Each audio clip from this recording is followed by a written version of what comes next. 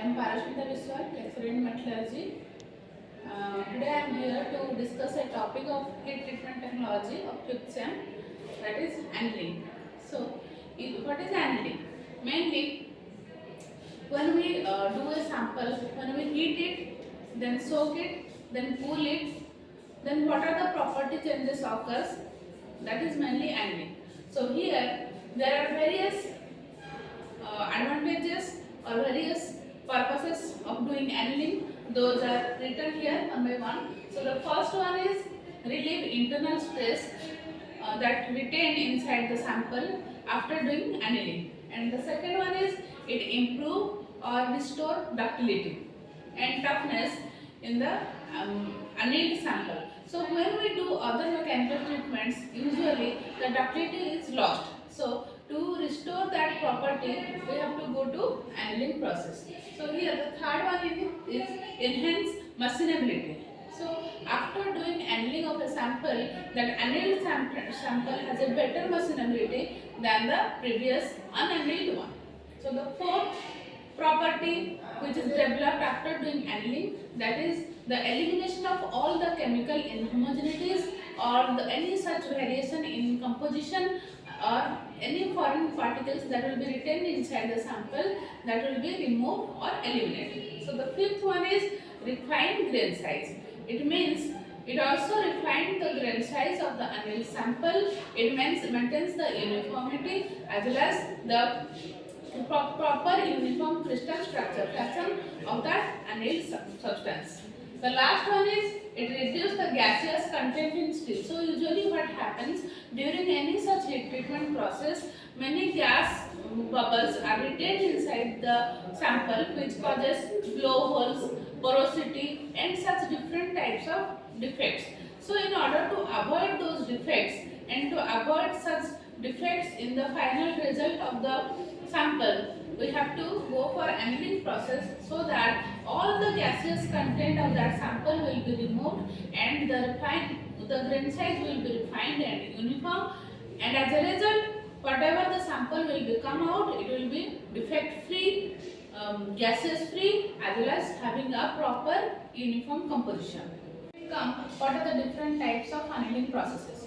So whenever we talk about types, the first thing comes into our mind that the types depending upon different temperature range.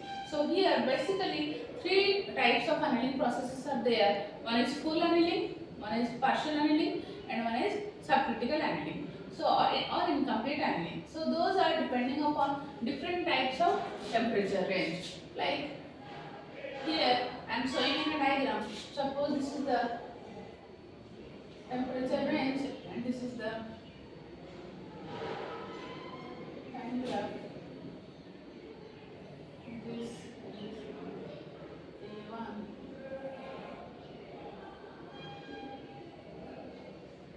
A3.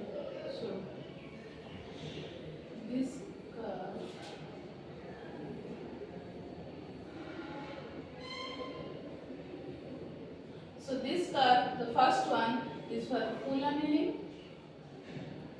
The second curve which lies between A1 and A3 temperature range, that is partial annealing. And the third one which is lies below A1 temperature range, that is known as subcritical annealing. So as per the picture shown here, the full annealing is the temperature is carried above A3 temperature range and then it is soaked and then it is cooled. So this full annealing is always done above A3 temperature range. Partial annealing, second one, is done between A1 and A3 temperature range, and the third one, subcritical annealing, is done below A1 temperature range. Let us see what happens between the function of full annealing, partial annealing and subcritical annealing. As I said and shown in the picture, full annealing is done about 30 to 50 degrees centigrade above A3 temperature range, which we have already shown in the picture. So what happens, the steel is held at this temperature for predetermined time, which is already determined or fixed by the process, and then followed by cooling at very slow rates such as cooling in the furnace, so that the microstructure will be uniform and homogeneous and there will be no such variation in the composition. These things happens in full annealing process. So temperature is restricted due to checking of grain coarsening. If we vary the temperature range, or particularly if we go on increasing temperature again and again, then the grain size will be coarse and there will be no such uniformity in the grain size, which is a very mandatory or very important factor in full annealing. We have to achieve grain size properly, uniformly, so that the ultimate properties will come out very good. So the last one is, this process is not hyper-reductor, is not for hyper-reductor steels. The reason for this is that heating above the ACM followed by slow cooling will result in coarsening of grains. It means if we go for hyper-reductor steel and we go on increasing on such higher temperature, go on heating on such higher temperature and then soak it and then cooling it, the grain size will be coarse and the strength of that final product will not be that much good enough. So the second one is partial annealing. As we shown in the picture, that partial annealing takes place in between A1 and A3 temperature range. So here it is also known as intercritical or incomplete annealing. Generally, hyper-reductor steels are subjected to this treatment. In this process, steel is heated between A1 and ACM temperature. It is followed by slow cooling. The resultant microstructure consists of fine perlite and cementite. So, at low temperature involves process and it is less expensive than full annealing. That's why this process is very much followed.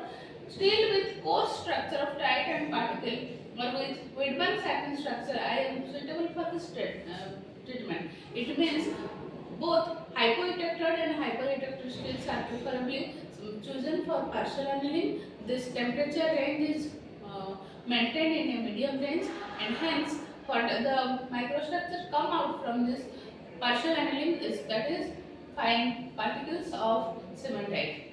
Discussing full annealing and partial annealing, here we come the last one, subcritical annealing according to the temperature range. So as you saw in the diagram, subcritical annealing is carried out below A1 temperature range or below reductor temperature range. So here the steel is heated to a temperature below lower critical temperature and is held at this temperature for sufficient time and then cooled slowly. In order to get proper microstructure, proper grain size and to avoid any such foreign particles, we need to cool it, we need to soak it for a prolonged time and then we slow cool the sample, which is done subcritical annealing. So the main purpose of doing subcritical annealing process is to remove the hardness and to increase the ductility, which is ultimately increasing the machinability of that particular sample. So here the main outcome of the final product is that here the hardness is reduced and the ductility is increased. This process is less expensive than decrystallization annealing or full annealing. So that is also one reason for following subcritical annealing. Parts which are fabricated by cold forming, so the stamping, upsetting, extrusion processes, all those are gone through subcritical annealing processes. So these are basically the main the parts which are undergoing forging or undergoing extrusion. Those are need to have a good machinability, a high level of ductility. That's why those samples need to go through subcritical annealing processes. So this was the summary about the three types of annealing processes. Those are divided upon the temperature range of lower critical and upper critical temperature. The first one is full annealing, second one is partial annealing, and the third one is subcritical annealing processes.